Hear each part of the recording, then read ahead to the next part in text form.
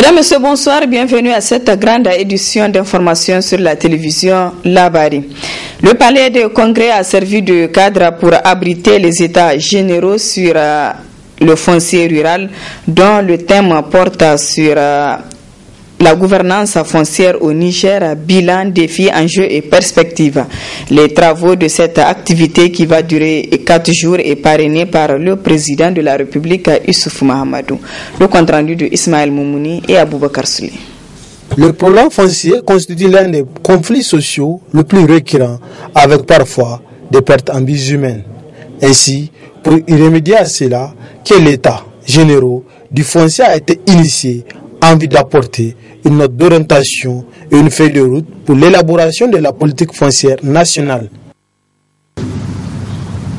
Aujourd'hui, les populations aspirent à une politique qui régule les marchés financiers fonciers, une politique capable de mettre en place des mécanismes qui doivent éviter les ventes de détresse, les spéculations foncières anarchiques et la fragilisation du tissu familial et de la solidarité communautaire traditionnellement connue dans notre société. Le recours aux commissions foncières, l'implication des autorités coutumières et la réalisation des conventions locales doivent assurer une meilleure prise en compte des différences locales en matière de gestion foncière et assurer la conciliation dynamique entre le droit coutumier et le droit moderne. Cette initiative a vu le soutien des partenaires techniques et financiers à travers la présence de l'ambassadeur de l'Union européenne au Niger. La prévention des conflits en milieu rural ou en zone urbaine et périurbaine, la restauration de la paix et la sécurité sont autant d'objectifs qui peuvent être atteints à travers la définition d'une politique foncière de vocation intersectorielle. Les partenaires techniques et financiers viennent à réitérer ici par ma voix toute leur disponibilité à contribuer à la matérialisation des engagements pris pendant ces états généraux par les acteurs, tant au niveau local et national, pour que la politique foncière nationale qui en sera issue soit fortement ancrée dans la société rurale nigérienne afin qu'elle garantisse la sécurité alimentaire et le développement économique et social de tous les Nigériens. L'Organisation des Nations Unies pour l'alimentation et l'agriculture FAO et les structures de la société civile nigérienne du domaine ont tous tiré leur chapeau à l'initiateur des États généraux du foncier rural qui va durer 4 jours. Célébration ce jour de la 7e édition de la Journée mondiale de la radio. Une journée qui permet de relancer le débat sur l'importance de la radio dans la société. Le commentaire. Comme chaque 13 février depuis 2012, on célèbre ce mardi la Journée mondiale de la radio, une initiative lancée par l'UNESCO. Média de proximité par excellence, la radio est donc à la fois compagnon indispensable des personnes les plus vulnérables qui ont besoin de se faire entendre, en même temps qu'elle est un outil essentiel pour des décideurs politiques afin d'annoncer les mesures prises ou encore des activités menées pour la bonne marche d'un pays. Média peu coûteux nécessitant la mise en œuvre d'une technologie relativement simple, la radio atteint des auditeurs éloignés sur tous les points d'un territoire. Selon l'Union internationale des télécommunications, plus de 75% des foyers des pays en voie de développement possèdent au moins un récepteur radio. Ouverture ce matin à la salle de réunion du Sénat d'un atelier du réseau des organisations pour la transparence et l'analyse budgétaire ROTAP en partenariat avec l'ONG Oxfam. Objectif, valider le document de plaidoyer sur les industries extractives au Niger. Le compte-rendu de Nafisa Yahya et Halidou Bourema. Valider le document de plaidoyer sur les industries extractives au Niger, C'est l'objectif de cet atelier organisé par le réseau des organisations pour la transparence et l'analyse budgétaire ROTAB Niger. Occasion pour le coordinateur du ROTAB de situer l'importance de cette rencontre. Il est évident qu'aujourd'hui, nous sommes bel et bien dedans parce que les ressources naturelles du sous-sol ne rapportent pas une partie importante au budget de l'État. Et ça, c'est sûr, à la réglementation, dû aussi à des insuffisances dans le cadre de notre travail de ces compagnies, ceux qui font comme travail sur le terrain. Et pour le ROTAB, il est clair que l'État, avant de chercher à presser le citoyen moyen, il doit chercher l'argent avec ceux qui en ont. Ceux qui en ont, tout le monde le sait, ce sont les multinationales qui viennent faire du business chez nous. Nous n'en disconviendrons pas. Qui sûrement se donneront tous les moyens de pouvoir gagner plus. Mais nous aussi, avec tout ce que nous avions comme cadre dans notre administration, on doit pouvoir faire en sorte que notre administration tire le maximum de profit dans le cadre de cette exploitation. Le représentant d'Oxfam Niger, partenaire du ROTAB dans la conception et la mise en œuvre de ce projet, a tenu à rappeler l'intérêt d'accompagner l'État et les organisations de la société civile pour le développement du Niger à travers les industries extractives. Notre mandat en tant qu'Oxfam est assurément d'accompagner l'État, mais aussi et surtout d'accompagner les organisations de la société civile en renforçant leurs capacités pour qu'elles soient les plus efficaces possibles dans leur travail de promotion du développement et de veille citoyenne. Mais également les accompagner pour améliorer leur posture et leur vision stratégique sur les questions de développement pour lesquelles elles travaillent aux côtés de l'État du Niger. Aussi, notre mandat, c'est d'accompagner les organisations de la société civile à être plus redevables, à être plus transparentes, parce qu'il y va de l'efficacité de leur travail. Ainsi, au cours de cette rencontre, les participants vont passer en revue le document soumis à leur appréciation pour adoption. L'Université Entente Internationale a abrité une conférence sur le thème « Sciences de l'éducation, approche plurielle ». Cette conférence a été animée par le professeur Emma Brossé de l'Université Jean Jaurès de Toulouse. Le compte-rendu de Abdul Razak Léo et Cheikh Guissou.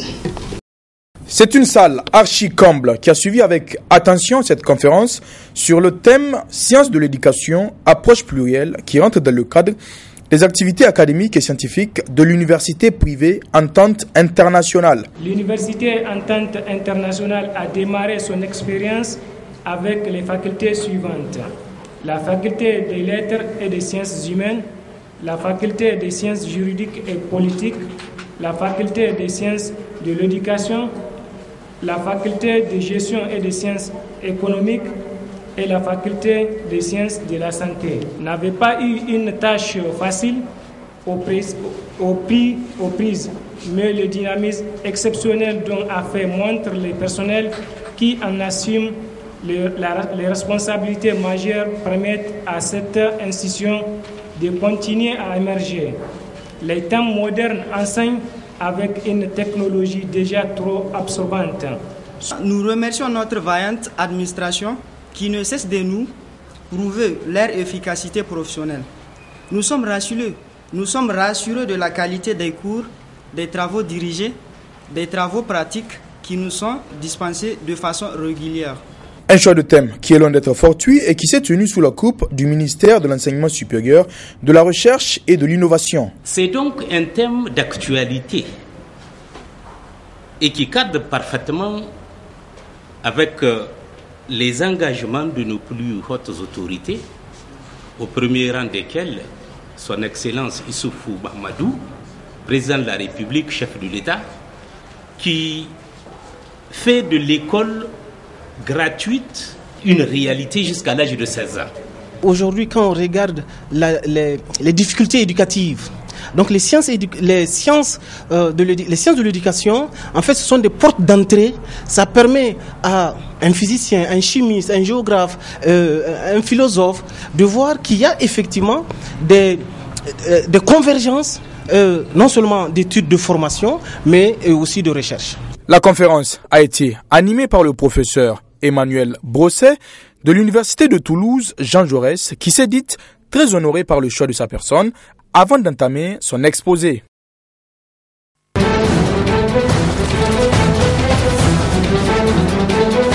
Hors de nos frontières, le sort de Jacob Zuma est scellé. Le président sud-africain va devoir quitter le pouvoir. Son parti, l'ANC, le lui a demandé, notamment à cause de nombreuses affaires qui cernent le chef de l'État.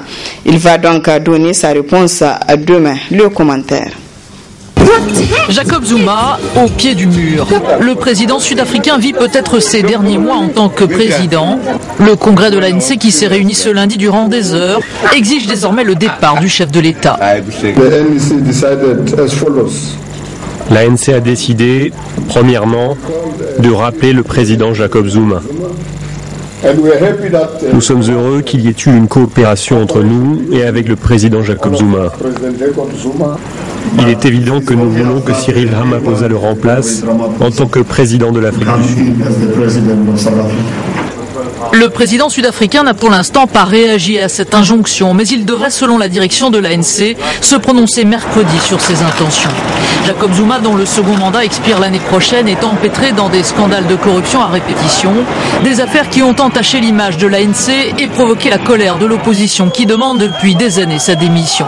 Cyril Ramaphosa, à la tête du parti et pressenti pour lui succéder, espère tourner la page de cette crise politique qui paralyse le pays. L'ANC, qui n'a pas fixé de date butoir au président Zuma, espère une réponse rapide. Mais rien n'est joué. Jacob Zuma n'est pas contraint constitutionnellement de se soumettre à la décision de son parti.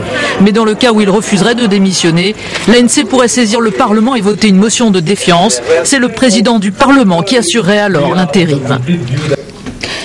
En France, la ministre française de la Culture a précisé le contour de la proposition de loi contre les fausses nouvelles. Elle veut une plus grande surveillance des réseaux sociaux, mais aussi un contrôle accru des médias sous influence d'un État étranger. C'est la ministre de la Culture qui planche sur le projet de loi. Le gouvernement français cherche un moyen de freiner la prolifération des fausses nouvelles, à la demande expresse d'Emmanuel Macron. Quelques semaines seulement après sa prise de fonction, le président avait ciblé des médias russes. Russia Today et Sputnik ont été des organes d'influence durant cette campagne qui ont à plusieurs reprises produit des contre-vérités sur ma personne et ma campagne. Des médias russes soupçonnés de colporter des informations inventées de toutes pièces. L'accusation a été entendue également au sujet de la campagne électorale aux États-Unis, mais aussi lors du vote sur le Brexit ou celui sur l'indépendance de la Catalogne.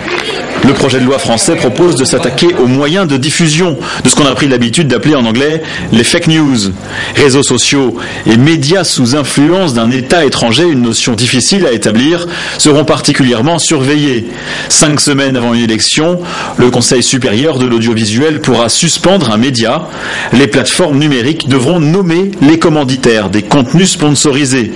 Et il reviendra à des juges de décider ce qui constitue une fausse nouvelle. Une loi serait absolument illégitime si elle venait à restreindre l'exercice du journalisme.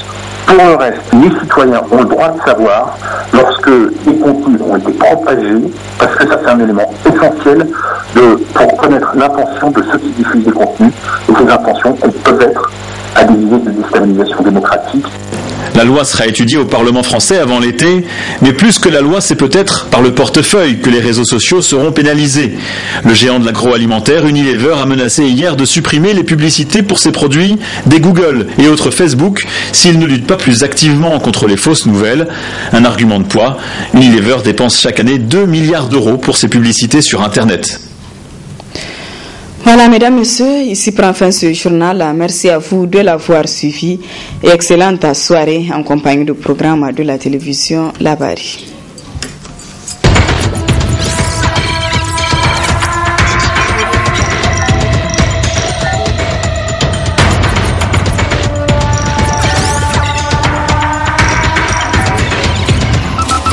Soviet